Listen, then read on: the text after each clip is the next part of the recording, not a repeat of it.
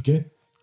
Well, everyone, welcome back to a very exciting episode of the Storybox podcast. Today, my friends, for me especially, it is very meaningful because I have Bessel van der Kolk on the Storybox. Now, for those of you that don't know who he is a psychiatrist by training and has been a pioneer in the field of trauma research for decades now. He leads a trauma research foundation as well. His book that he wrote in 2014 that I got a copy on only last year, and I've read it twice now, and I'm still finding new things, believe it or not, in this book. It's called The Body Keeps the Score. It's mind, brain, and body in the transformation of trauma. Highly encourage you guys to go and get a copy of it.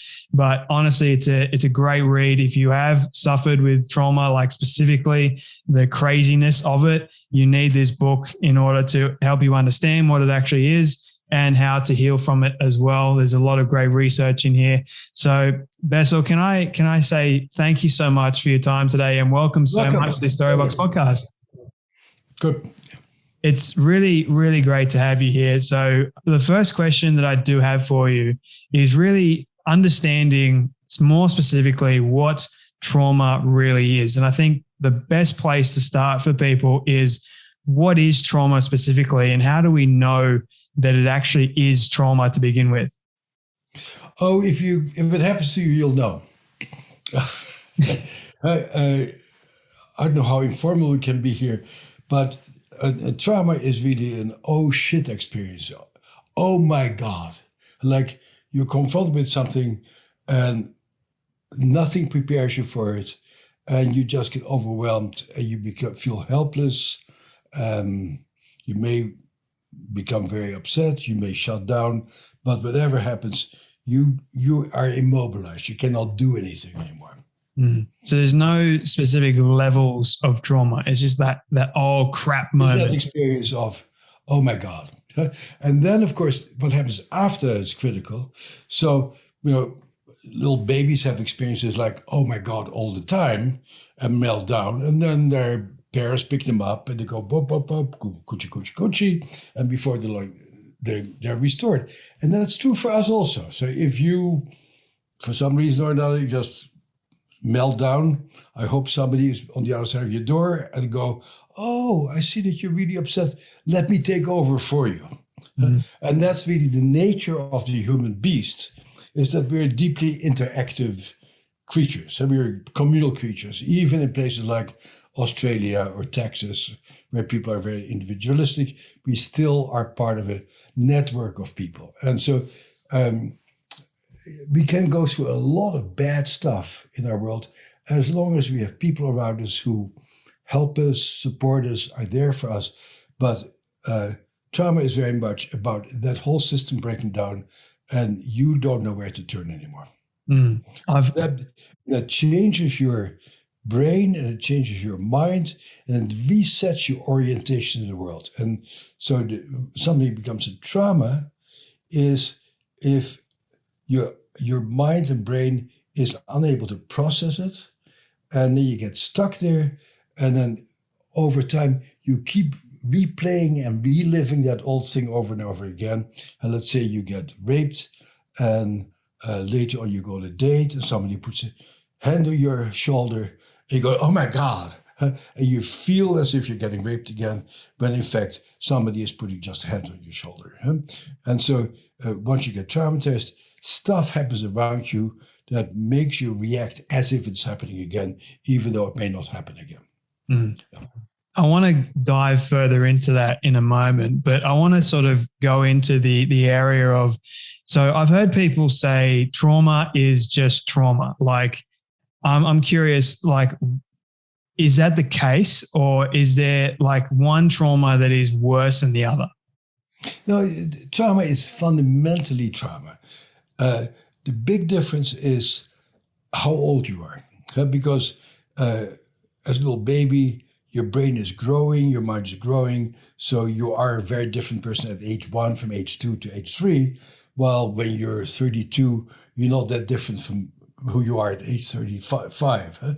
And so that when trauma happens in the developmental stage, it does something with the formation of your brain and your formation of yourself that has much more pervasive impact on your whole system, basically. So the age at which it occurs and at the hands of whom it occurs. So if somebody out there does something terrible to you as a kid, it's bad.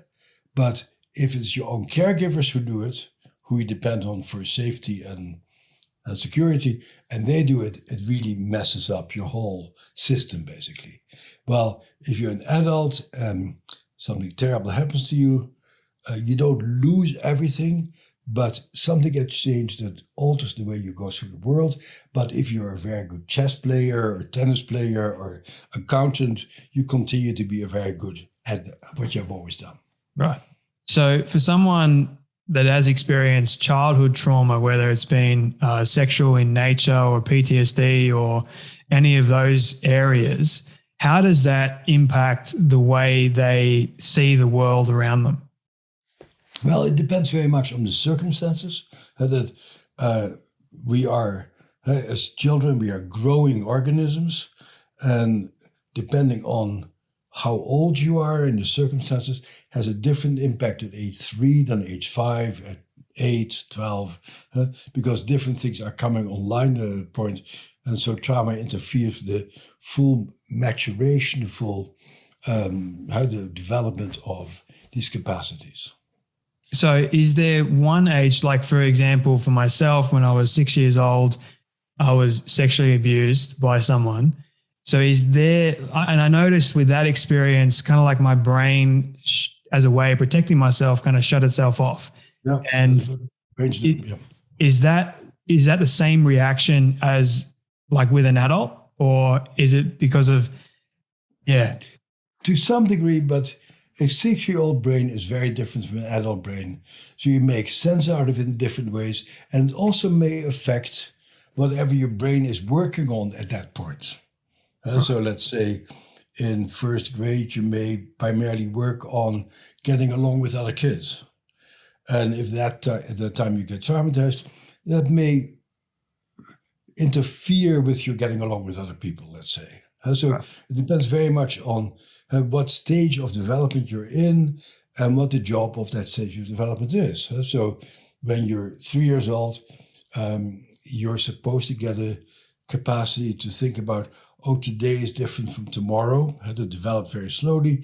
And if you get traumatized at that point, it's likely that that capacity of looking at yourself over time may get a big hit. Yeah. As an example. Or if you're just learning to speak and you get traumatized at that time, it wouldn't be unlikely that your speech capacities may get a hit. Yeah.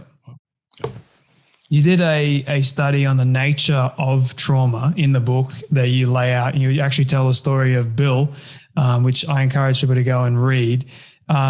It's basically, the study goes into the changes of one's perception and imagination. And I'm curious, why specifically does it change your perception of the world and your imagination, what you're able to think? Well, as a scientist, you don't really ask why, why are we alive? We are. And so, yes, it changes things, and we can just describe what changes. So something, you get stuck at that particular point, and why we get stuck at that particular point, I don't know. In some ways, I don't really care. The fact is that you get stuck at this point, and then the question for me becomes, how do you help people become unstuck? Yeah. But your perceptions of the world change, and that's so people generally think about trauma as, oh, it's that event that happened a long time ago, but that is not the issue primarily, because that event is over. So when you say I was sexually abused as a kid, I go like, oh, I'm really sorry about you. But as a shrink, I would say, so what effect has that on your life right now? Because life is lived right now, and for me the question is, how does whatever happened to you affect your current life, your current relationship, your current reactions? Because it changes the way you process information. Yeah. I want to get to the healing from trauma very soon, but I want to go back a little bit and ask, when was the time that we discovered officially that what was going on with veterans, what was going on with people that were raped and abused, when was the time that we realized that was specifically actually trauma? Well, it's not it's people over time discovered it. Like, I had a classical education, so I spent a lot of years reading Homer and stuff like that. Homer writes about it, and Shakespeare writes about it. I mean, it's been around forever. What's astounding is how mainstream psychiatry completely was blind. And it is just, in retrospect, astonishing to me. To some degree, psychiatry is still blind in that regard, is how when we first defined PTSD, we said, this is an extraordinary event outside of the realm of ordinary human experience. No, it's not outside the realm of common human experience. Since the time we had discovered that vast numbers of people get traumatized. Psychiatrists never paid attention to domestic violence, childhood abuse, physical abuse, sexual abuse. There's always sort of downplayed, oh, you're genetically messed up. And to some degree, psychiatry is oftentimes still in that position, as if life and your life experience have no impact on the formation of who you become. Yeah. And so, to me, in retrospect, it's just astonishing. To my mind, I've never said anything interesting or original because it's right in front of our face. Mm-hmm. So I just described what you see. Nothing astonishing. Oh my God, we never saw this before, like Einstein. No, we saw it all the time. We just decided to ignore it. Yeah. Which I think is interesting in of itself. Like, why doesn't mainstream psychiatry recognize that it actually is trauma that's going on? Have you looked at why that is the case? Well, no, I don't look at people's denial patterns. Like why do politicians ignore it? And I wouldn't say every psychiatrist ignores it, but it's astonishing how it is such a core part of our life, our experience. Like, when I'm in Australia, I'm always just stunned by the celebration of Gallipoli. Yeah. And nobody ever talks about, here were guys who stole a loaf of bread in England, and these nasty people sent them off to this wilderness of Australia, separate them from their family, separate from everything, probably for minor issues. And then they are in Australia, pretty good place. And the First World War breaks out, and all these Australian boys line up to die for the empire. Yeah. And nobody ever says, that's just crazy. I'm just astonished by that. And people say, oh no, it's our glorious moment. No, you sacrificed a generation of Australians for a fictitious idea. Yeah. No, now I won't get invited back to Australia anymore. So facing reality is quite important, actually. These things have an impact. And why do people do that? Why do people who first get condemned to go to this place that everybody thought was horrible, only later on to discover it was a great place, then line up to get slaughtered for the empire? That's weird. Yeah. To my mind. To my mind as well. It doesn't really make too much sense. Why would you put these human beings in that position to damage their own lives? I mean, isn't life precious? Like, right. That's my understanding of the world, but yet we are told to do something. And then that also, if we are told to do it and we don't want to do it, that's trauma in of itself. Like, we're going against the grain. No, it's not the trauma. It is a very hard road to hoe, a very hard road to travel, is to separate yourself from the crowd and to say, no, I won't go to war. No, I will not play this game. Because the human beings are basically wired to belong and to fit in. And so people put up with a lot of difficult issues, difficult parents, difficult bosses, in order to not to give up the sense of I belong. And so separating yourself is an enormous act of courage. I wouldn't call it a trauma, but boy, is it hard. Yeah, I have to agree with you on that front.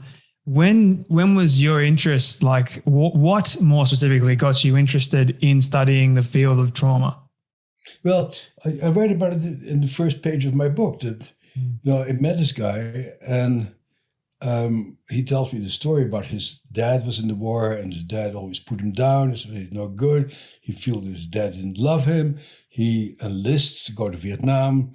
Very smart guy, becomes a platoon leader, and very shortly after he arrives, his platoon gets wiped out. He's the only survivor, one of the few survivors, and he continues to have nightmares about it. So he comes to see me. I say, oh, I know how to treat nightmares. I give him a drug that treats nightmares. And he tells me, I didn't want to take your drug. And I say, why not? He says, because I need to be a living memorial for my friends who died in Vietnam. And that sentence just blew my mind. Yeah. And I knew when he said that, I'm going to devote the rest of my life to this issue, that people are suffering because they want to be a living memorial for something that happened.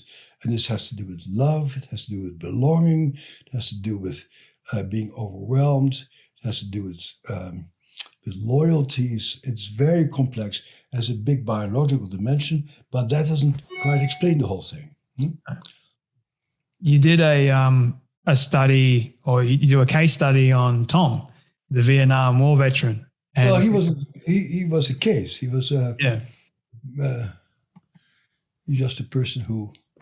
So it wasn't a study, but that led to a whole bunch of studies. Yeah. And the very first study that I did, which is interesting in retrospect, is I interviewed a whole bunch of war veterans about their experiences, and what I saw in those accounts is how they had done quite well for themselves until their best friends got shot or killed. And then they lost it. Oftentimes in response, they committed atrocities, did terrible things that assaulted their own conscience. And then they couldn't go home anymore because they had done terrible things, had seen the terrible things. And that whole configuration of having met, how you could say in religious terms, met the devil everywhere inside themselves and outside themselves, just changed them. But what's interesting is it started off as people joining the military, oftentimes to escape very bad circumstances. I bet that still happens in Australia also, certainly happens in the US all the time. And the armed services can be very helpful in giving people a sense of predictability and a rationale and self-esteem and skills and all this stuff. And it can be very, very good experience until you get confronted with killing and yourself as a killer. And then it becomes very, very difficult. Yep. Yeah. For those people that have suffered through PTSD, more specifically, why is it that some in particular are great at not remembering things from the past, whereas others are great at remembering things from the past? Well, I think part of the trauma response is that the integrative function of your brain really shuts down. Yeah. So you don't remember a story. What happens, because the brain isn't functioning at its oh my God moment, it doesn't get translated into a story, but it gets stored as sensations and emotions, basically. And so people have a range of reactions, and some people are able to make a story and other people are not able to make a story.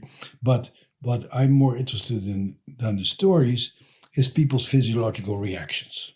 Right. Like what triggers you, what upsets you, what are you avoiding? So it's that somatic response, that physiological response that really carries the imprint of the trauma. So the stories are just meaning-making accounts that helps them to explain to themselves and people around them why they're messed up. Yeah. But the stories may not be accurate at all. Mm. Well, the stories are constructions. Yeah. But the physical reactions are an imprint. Yeah. Yeah, we just mentioned before how trauma kind of affects your imagination. So it's a very similar thing of how your brain oftentimes creates these images, I call them. And that's what happened to me, because I thought, I experienced trauma when I was 6. I knew it happened. And then sort of later on in life, I started getting these flashbacks, and I didn't know whether or not they were true or not. So, and I didn't have the guts. I was scared to actually ask someone that knew that it actually happened. Yeah, So, people always feel like I must be crazy. yeah. And you feel ashamed about yourself, and you want to hide what you're feeling because you think, and for justifiably so, because people often say, "Oh, that's crazy." It's not like people say, "Oh, that's terrible. Tell me more," or "Let's go deeper into it." People go like, "Get over it," or "You're making it up," or "You've read too many newspapers," or you went through this whole scandal in Australia about people, all the stuff that happened there recently. Same thing happens here all the time. Of "Oh, you must be crazy to making it up," and it takes a lot of courage on your part, but also a lot of inventiveness and hopefulness. To the first time you go to a therapist, they probably won't get it and tell you to change your thinking, and the second person will give you medication, and then the fourth person will go, "Hey, it sounds really important. Let's go into this." But in Australia, as in the US, it's really not easy to find somebody who will get in sync with you and to really help you to open up and get to know yourself. How would you help someone that has experienced the shame or the guilt from trauma? Basically, you try to create a condition where people observe in their mind's eye what happened to that person back then. So you try to create a physiological state in people so they feel safe sitting in their chair here. And now I'm here right now. I'm in Sydney on a lockdown, which I'm not. I'm sitting in Berkshire in a rainstorm. I'm here. But in my mind's eye, I go back and I see that 6-year-old kid getting molested and say, "Oh my God, that was just a little 6-year-old kid." And he felt so embarrassed and so ashamed what was happening. He didn't dare to tell anybody because he thought he was to blame. Oh my God, if I'd seen that happen now, knowing what I know now, I would have walked in there and yanked this guy away and kicked him in the ass and say, "I'll pick this kid up." And so you need to create a mindset that people are able to feel and notice what happened to them back then, while at the same time knowing it's not happening right now. Mm-hmm. And traditionally, hypnosis was a very good way of doing that. Hypnosis sort of fell by the wayside. One of these days it's going to come back again, I'm sure, because it's a very time-honored thing, but very few people practice it. And now people do things like EMDR and internal family system therapy. And like we're using psychedelics these days to create that state. But fundamentally, I think a hypnotic situation where you can be here and there at the same time is the ideal mental state where you can resolve these traumatic events in your life. I've heard some of my friends, they've actually used psychedelics in order to help manage or cope with trauma. Is that an effective way to actually heal? No, I think taking drugs by yourself or at parties is not an effective way of dealing with things. And the way we use psychedelics is under very controlled conditions, with a guide or two guides in our case, who are with you all day. You stay over all night. The next morning, you process things. It is very deep, interoceptive, deep journey inside of yourself. Yeah. And so these drugs are not to be used, or we can use them for recreation also, but it's a completely different kettle of fish from a therapeutic point of view. And I'm very worried about it because I think things will once again get out of control once these things become legal. We use extremely careful conditions to create the setting where people can process their trauma. Yeah. You actually mention in your book that you thought that medication in of itself that you were using in the past, and I think even today, is not an effective use or shouldn't be used as the only means to treat trauma. Why is that? That's not just a thought. I did the research. Yeah. I did the first research on Prozac for PTSD. I did the first research on Zona for PTSD. Not like, I think so. Like, no, we looked at the data, we tried it on people, and it didn't work. Like, for some reason, psychiatry ignored our scientific findings and said, let's give some more drugs. But the drugs don't really help all that much. They may take the edge off, they make it less intense, but they don't solve anything. And I'm really very sad that psychiatry has sold its soul to the pharmaceutical industry. Yeah. How does those medications in particular, because you were doing the study with whether or not those medications do actually help people suffering with trauma, how does those medications impact the brain more specifically? Well, these medications generally make the brain less reactive. Right. And so you feel less. And sometimes your feeling is overwhelming, and feeling less helps you to function a little bit better.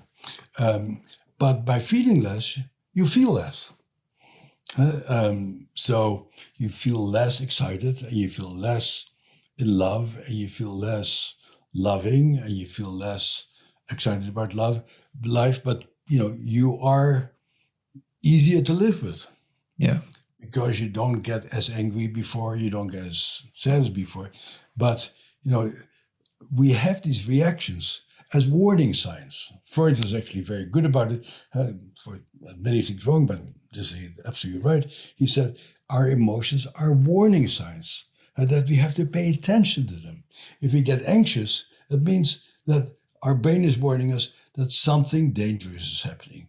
And if your brain is responding to something right now that in fact is not dangerous, then you wonder, what is it that caused your brain to have the habits to react to this stimulus as if it were a danger? And then you have to go back to what the original issue was, where you developed this anxiety reaction that became a habit.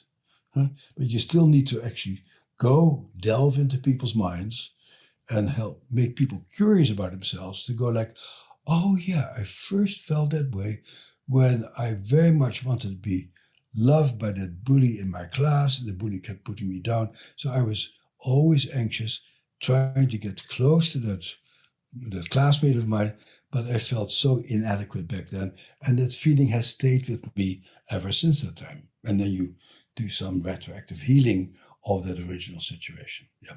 Yeah, I like that. And I want to sort of dive into the area with children for a moment. And do you think, like, when all else fails? No, let me ask you a different question, actually.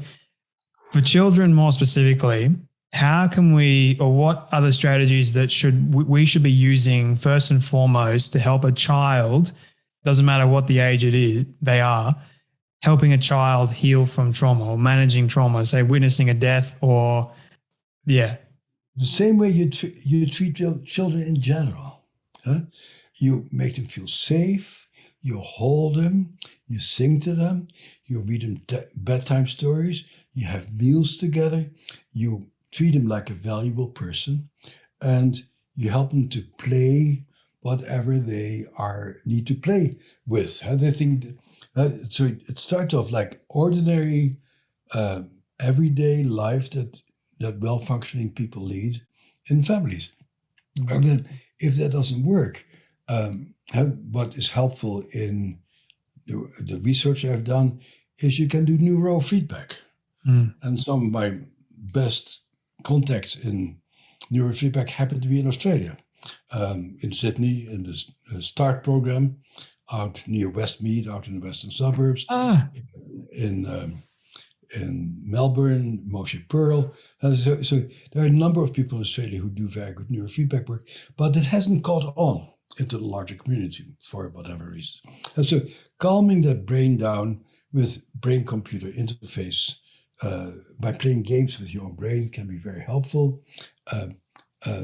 Doing movement therapies, like people in my lab developed something called SMART, the sensory motor integration program.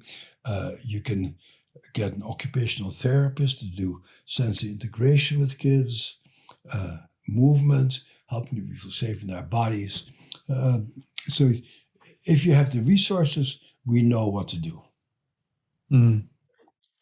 You mentioned Westmead, which is not far from my place. And I actually spent a lot of time in Westmead Children's Hospital growing up, with kind of leading me into my next question. You mentioned in the book, people have experienced childhood physical abuse or trauma.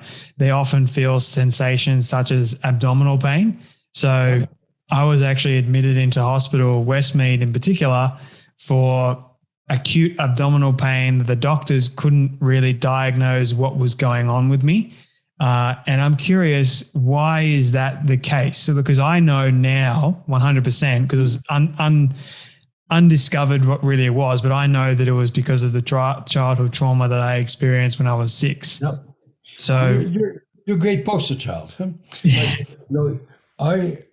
I served as an expert witness for many men who had been molested by Catholic priests as kids. And I went through their medical records. A lot of them had been hospitalized in Boston area hospitals with exactly what you're talking about. Unexplained physical symptoms, oftentimes abdominal symptoms. We know that has to do with that core area of your brain called having to do with the housekeeping of the body, as Antonio Damasio calls it, that trauma really disturbs this core sense of your body feeling unsafe. It secretes hormones that tell you I'm in danger, and it particularly affects the parasympathetic nervous system, which innervates the area of your body below your diaphragm. And so it showed up in your bowels because you got these signals from the deep irrational part of your brain. My body is in danger. Yeah. I'd be amazed if there were many pediatricians or internists who would see a kid with abdominal complaints and go like, I wonder if this kid has been molested. I don't think it would be a very rare physician, actually. Mm. Yeah, I think it should be required reading that all doctors and physicians read. Well, most people are reading it, much to my delight, actually. It's honestly like when I read that part, I was like, I remember yelling out to my mum and saying, he wrote this. It makes so much sense. It's like, and she understood, because it's taken me a long time from that point to the age that I am now, 25, to recognize the trauma and all the other areas of my life that have sprung up because of that one time. And so it's a very curious thing, trauma actually, which is why I'm passionate about spreading awareness into the subject in the first place. But I want to sort of go into the area of addiction if we can. Why is it that when we experience trauma, and this has happened to me because I know it was because of trauma in the first place that I ended up with addictive personality. Yeah. Why is that the case? Oh, so I'd like to say to people when I give a talk, like, I have a little syringe with heroin here. Would any of you like to have some? And most people go like hell I will. I certainly won't take any heroin right now unless you happen to feel terrible. And you go like, no, I can't bear the way I feel right now. I'll try anything. Even though people have told me heroin is a bad drug, I'll try it. And you'll find out that if you take heroin at that point, that you will feel much better. In fact, you won't feel anything. And you go like, oh my God, it feels so good to not feel all these sensations in my body, because the body does keep the score. It's not just a cute title, it's really reality. And you have, as Darwin already pointed out in his book, back in 1872, he says, this is lived out in heartbreaking and gut-wrenching physical sensations. So if your physical sensation always like out of control, you go like, let me try anything to make those feelings go away. And so there's an enormous correlation between drug abuse and alcohol abuse and trauma. Going back to Homeric times again, this has been described forever. And if you want to deal with drug addiction, you also have to deal with what are you trying to medicate with your drugs? What do the drugs do for you? So if somebody says, I'm on the drug, one of the first things you might ask, so what does it do for you? Rather than, you have to stop it, which you have to do actually. But I would most of all focus on, what is it that you're trying to medicate yourself? And then once you become addicted, all you try to medicate is your withdrawal symptoms. Yeah. So then it takes on a life of its own and it gets very complicated. How about for the behavioral side of addiction? Is it the same thing? What do you mean the behavioral side of addiction? So we've got the chemical side, such as drugs that we inject in ourselves. And then we got the behavioral side that affects addiction, such as you got exercise, you got sexual addictions, you got shopping addictions, all that sort of stuff. Is that mainly caused by trauma too? See, I wouldn't dare to say it's caused by. I would say it's related to each other. Yes. It makes you more vulnerable to. Right. Because it activates that reward system in your brain at some point. And once your reward system is activated, it's very hard to give up that reward. So then the issue is not so much anymore just what are you trying to medicate, but it's also how do we help you to change your reward system, which is, of course, quite a difficult challenge, as you probably have experienced yourself. Yes. Yeah. And one of the things that I do understand now is the effect on my body, like the way trauma has impacted, my level of understanding addiction, so to speak, and how that addiction has impacted my actual physique and my gut as well. I ended up getting IBS. I get all these crazy things that happened, but I like how you mentioned that it was all related. And I want to sort of understand a bit more about the two areas of the brain. So you got two sides of the brain and you got the middle of the brain. Are they both the same? That when trauma happens, does it affect both areas of the brain, or in the middle of the brain, or just one side?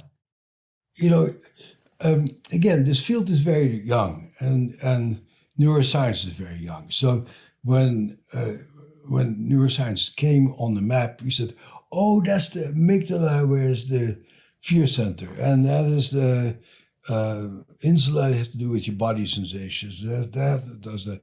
But what we know today is that all these things are interrelated. And every system in the brain is affected because we're dealing with circuits and pathways. And so the real challenge that we face and that we'll move towards as a discipline is more, how do we change the circuitry of the brain? And that's the challenge. We are a very young discipline, and we have a lot to learn. And how do we learn? From people like you. What's been helpful to you? What hasn't been helpful to you? And it's really all, to a large degree, it's a joint exploration between the professionals and the people they treat, and for us to be very modest and to say, I found this to be helpful to some people. There are some papers coming out of England or India or Australia that seems to work. Let's see how this works for you. But it's always, let's see what will help you. And if that doesn't help you, let's see what else can help you. It should be always a journey of exploration. Yeah. Which is very mutual, actually. Like you explore and I explore with you. Yeah. On the subject of healing from trauma or managing trauma more specifically, what are some of the best strategies that you can give to people that are currently suffering with trauma and don't know how to heal from it? Well, what comes to mind is two issues. One is human connections.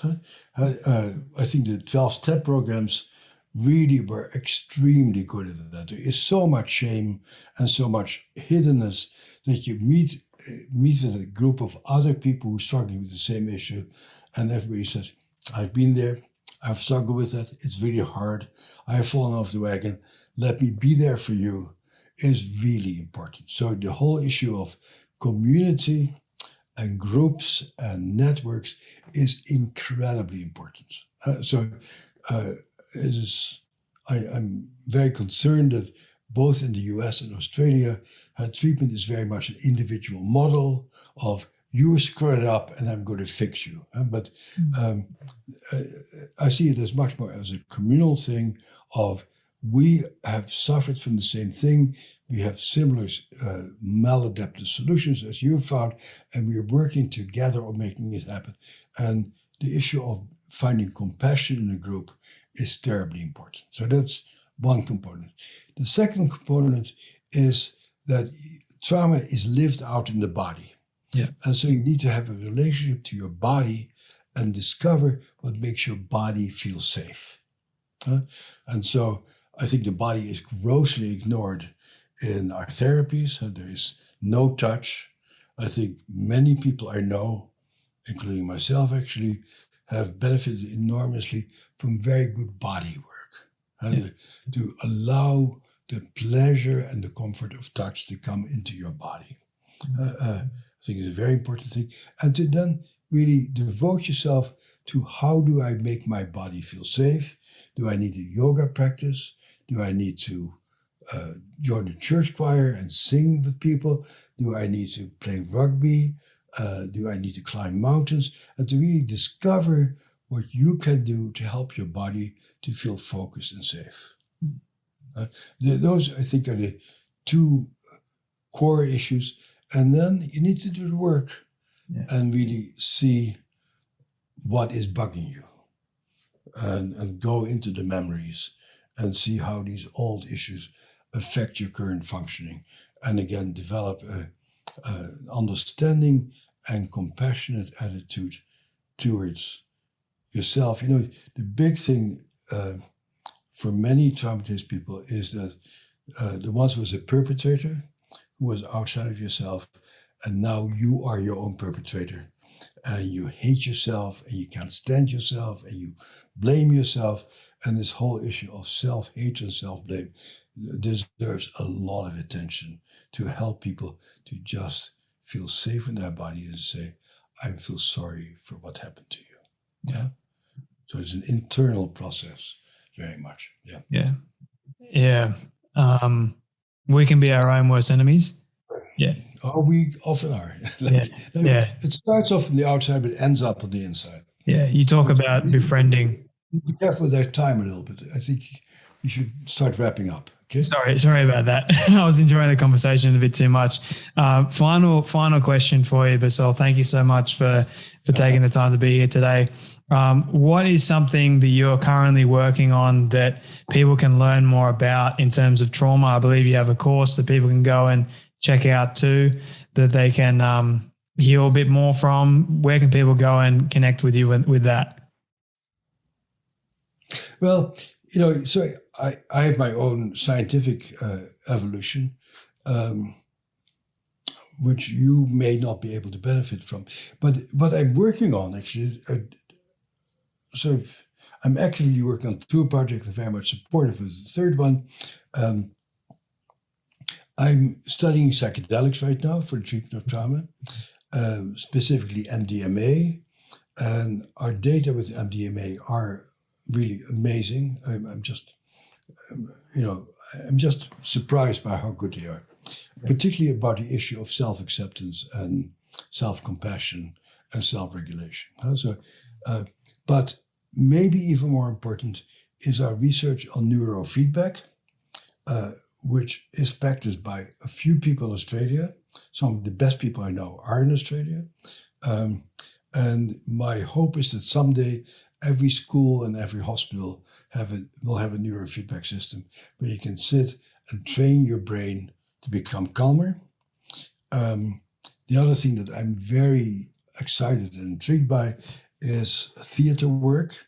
Yes. And psychodrama, where you actually play a role of being somebody else and you feel what the body feels like of being another person and to imagine what it's like. So I'm a big supporter of a local program here called Shakespeare in the Court. If you think about America as a very primitive country, it is in many ways, but I happen to live in a place that I consider very, very civilized. And so we have a program here that if you're a juvenile delinquent, all of whom are traumatized, the judge may condemn you to join Shakespeare in the courts, and he may condemn you to become a Shakespearean actor. I love that program because you become part of a group, you need to perform, you need to feel things, and the theater directors really help you to not only experience yourself as you are, but allow you to experience what it would be like to be somebody else. Mm-hmm.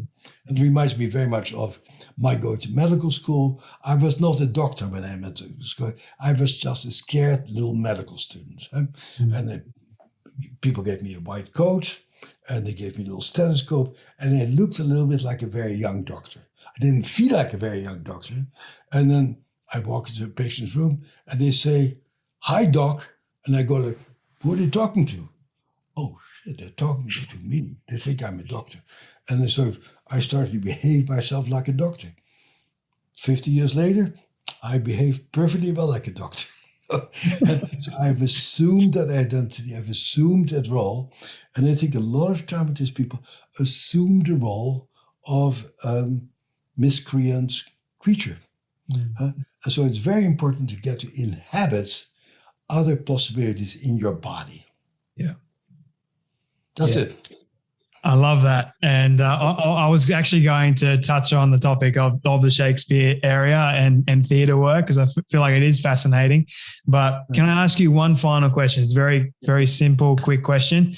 It's one of my all-time favorite questions I ask everyone at the end. It's a hypothetical one, but I want you to imagine with me for a moment that you've been able to reach the age of 100. All your friends and your family have decided to put together a film for you of everything you've ever said and everything you've ever done. Don't ask me how they got it all. We'll just call it magic for the sake of argument. But they've been able to get it and show it to you on your 100th birthday. What do you want that film to say and to show about your life? Well, since I'm only 3/4 of the way through, I can't tell you what should be on my 100th birthday. But what would they like to see? I'd like to see what a persistent guy I've been, doing this stuff that's sort of out of the mainstream doesn't always lead to applause and a lot of support. And I would like to celebrate the people who have supported me and how exciting it was to discover things together and how I got to be in some wonderful places in the world. I'd like to go back to South Africa and relive the Truth Commission in South Africa that I played a peripheral role in. I'd love to see that again. I'd love to relive the discovery of things, of the first time I learned about EMDR. You go like, wow, that's amazing. How the first time I saw what neurofeedback could do, like, wow, that's amazing. The first time I saw what psychedelics can do, like, wow, that's interesting. And so this has been a very exciting trip actually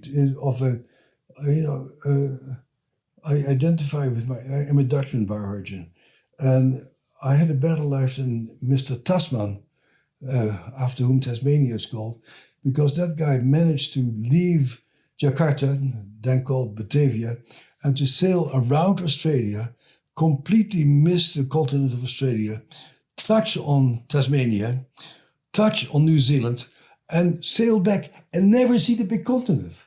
And I go like, I had a better journey of exploration. Actually, I saw the continent. That's really great. I love it. That's it.